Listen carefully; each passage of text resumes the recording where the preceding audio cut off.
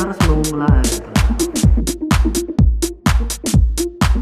Hai, kembali lagi bersama Budi Mukti di channel Budi Mukti yang akan membahas seputar HR. Oke, kita mulai.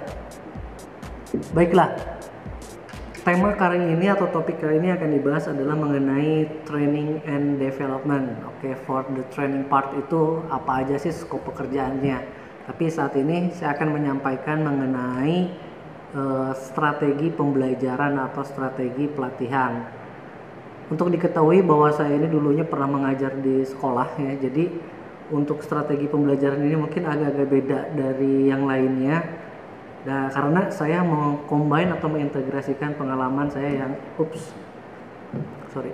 biasanya di sini ada bunga ya, sekarang ganti sama botol.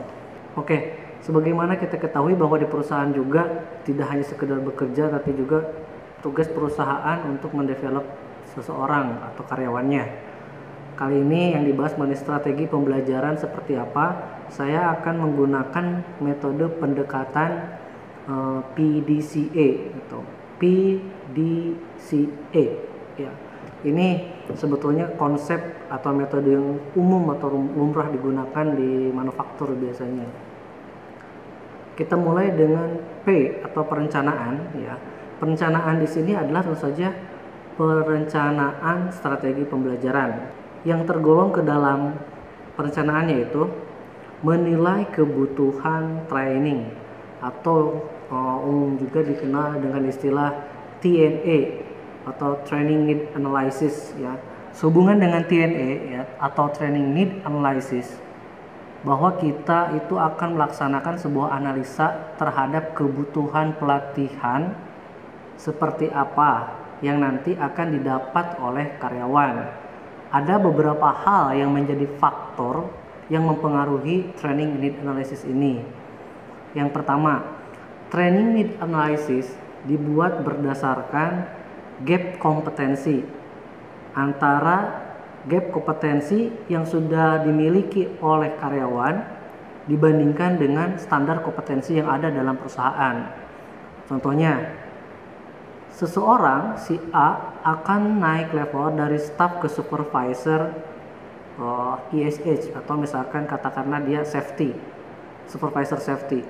Di supervisor safety kompetensi apa sih harus dia dapat, harus dia punya untuk jabatan ini, sehingga ketika kita analisa ada yang harus dibutuhkan untuk dikembangkan dari staff ini. Kemudian kita akan masukkan juga ke informasi training need analysis itu. Yang kedua adalah strategi perusahaan. Strategi perusahaan ini akan mempengaruhi terhadap TNA juga. Biasanya perusahaan akan membuat strategi setiap tahun. Kemudian untuk tahun ini apa yang akan mereka capai, apa yang akan sebuah perusahaan capai, sehingga si karyawan harus juga di-upgrade pengetahuannya maupun skillnya. Contohnya seperti ini, perusahaan akan menerapkan misalkan zero waste atau tidak ada limbah yang dikeluarkan dari perusahaan, sehingga karyawannya harus seperti apa sih untuk mencapai target tersebut. Yang ketiga, gap bisa diidentifikasi melalui standar, misalkan standar government regulation atau stakeholder ataupun customer. Ini juga bisa dijadikan sebagai standar untuk kebutuhan pelatihannya.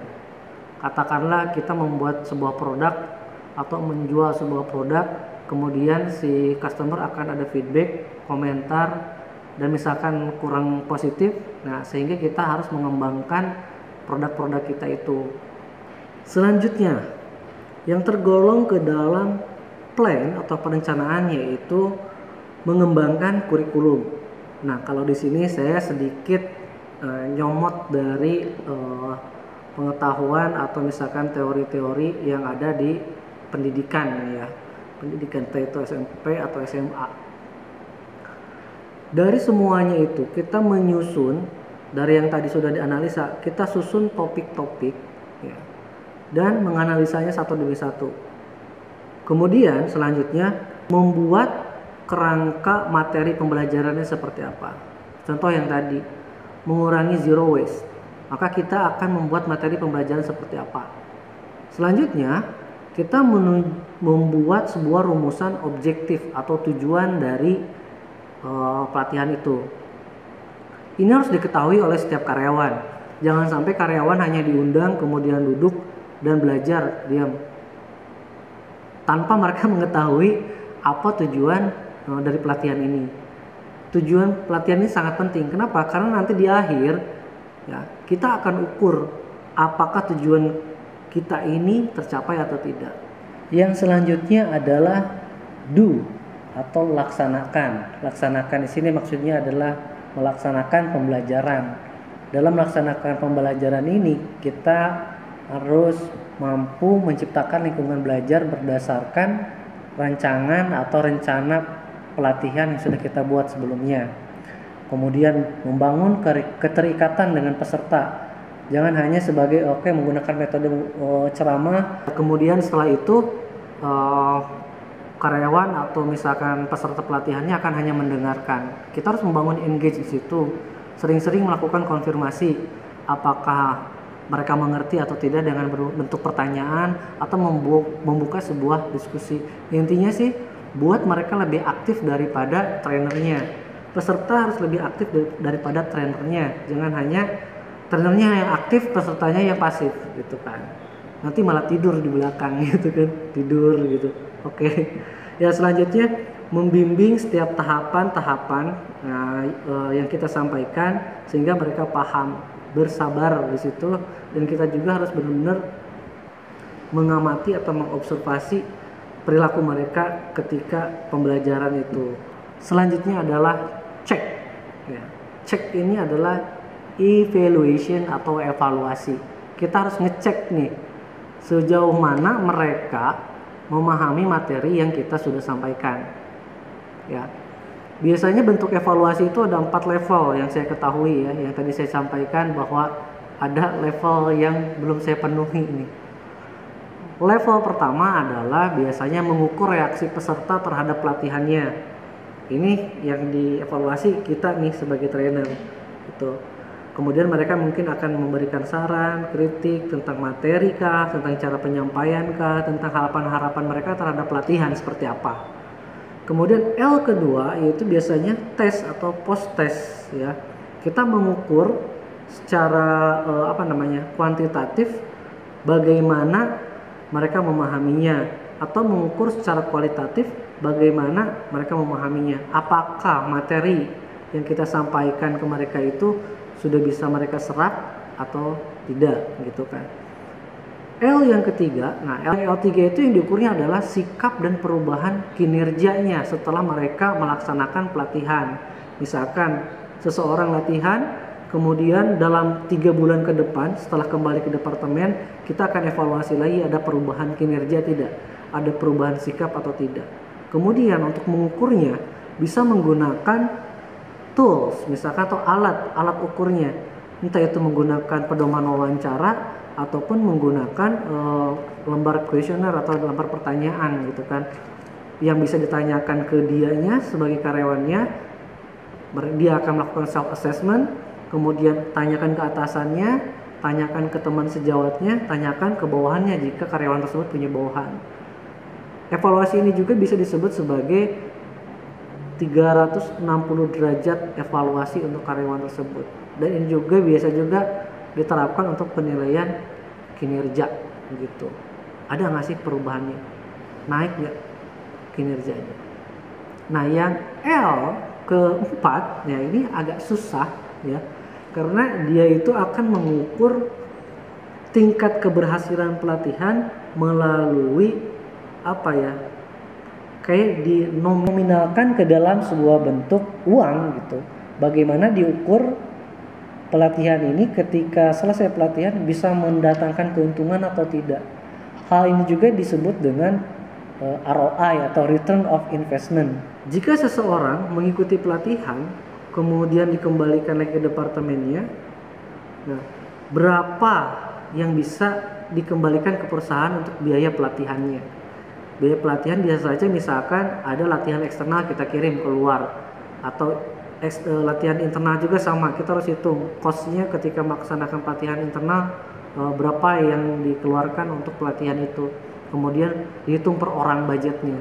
Katakanlah satu pelatihan itu termasuk pulpen kah, termasuk fasilitasnya lain kah, dihitung misalkan katakanlah 10 juta dalam melaksanakan pelatihan. Kita hitung nih per orangnya, kebagian berapa gitu kan, berapa juta. Nah kemudian nanti kita hitung lagi ROI-nya, dia bisa lebih dari 1 juta itu atau enggak. Itu sih yang saya tangkap. Tapi mungkin rekan-rekan ada yang lebih tahu mengenai ROI ini, tolong tulis kolom komentar atau sharing-sharing linknya biar saya juga bisa belajar gitu kan. Hanya di sini juga saya masih belajar untuk mengembangkan yang level 4-nya itu. Agak sulit sih ngukurnya. Bukan agak, sangat sulit ngukurnya gitu. Yang selanjutnya E atau A, action. Action ini adalah setelah semua rentetan dari perencanaan, pelaksanaan, kemudian pengecekannya, itu udah oke belum strategi pembelajaran kita? Jangan-jangan strategi pembelajaran kita juga kurang tepat. Ya itu maklum. Makanya harus ada action. Action di sini adalah improvement terhadap sistem yang sudah kita buat. Makanya kalau PDCA itu dikenal dengan Kaizen atau continuous improvement. Dari action ini kita, kalau tadi itu cek itu evaluasi untuk karyawannya, tingkat keberhasilan karyawannya. Kalau misalkan action ini dari seluruh sistem strategi pembelajaran ini kita evaluasi, ini relevan atau tidak, berhasil atau tidak, kemudian kita take action lagi. Not apa sih kelemahannya, weaknessnya seperti apa yang harus kita improve. Kemudian nanti kembali lagi ke plan lagi. Kita perencanaan strateginya mungkin kurang bagus. Kita mungkin pelaksanaannya kurang bagus.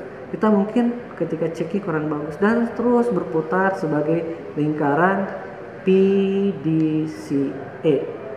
Plan, Do, Check, Action. Itulah mungkin pemaparan sedikit dari saya. Kalau misalkan rekan-rekan membutuhkan sebuah gambaran atau slide-nya, mungkin saya bisa kirim melalui email ya. Just write down your email in here. Jadi itu pendekatan PDCA ditambah pendekatan guru ketika mengajar, kemudian sedikit baca sana sini dan belajar juga di tempat lain. Semoga bisa bermanfaat dan bisa diterapkan di tempat Anda. Dan jika itu berhasil untuk level 4 ya, jangan lupa tolong kasih tahu saya lagi. I really want to do that, karena sampai sekarang masih belum gitu ya. Terima kasih, sampai ketemu next time lah di channel Budi Mukti ini. Stay safe.